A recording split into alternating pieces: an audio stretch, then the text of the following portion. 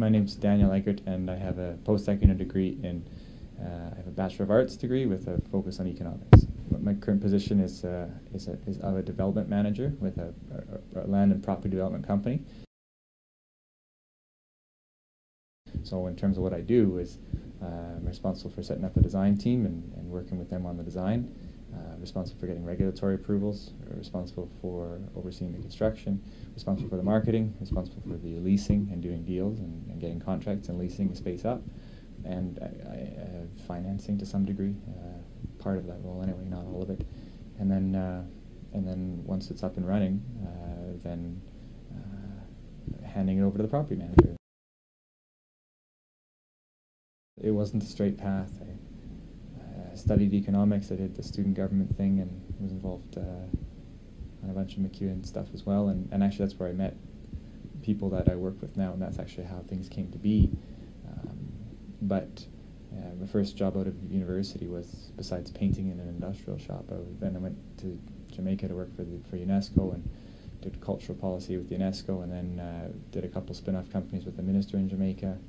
And then came back and worked at the University of Alberta in government relations, so was something of a lobbyist for the U of A, and then was fortunate to find employment with Melcor Developments. So before that, I was in construction too. When I was in school, I ran a little construction operation too, minor.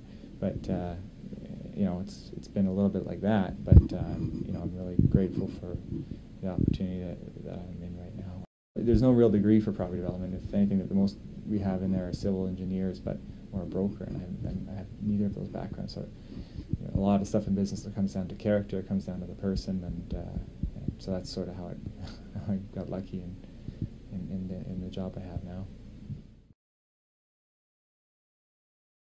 Just helped me to think, helped me to figure things out in terms of the economic theory and case models and so forth. Is there a lot of practical application? Not really, but the experience and of having to go through school and having to learn courses and materials and having to think critically and having to do quantitative analysis and qualitative analysis, those are things you use on a daily basis, right? I'm crunching budgets, preparing reports and what have you, and the rigor and the discipline that you have to develop in university prepares you for the work.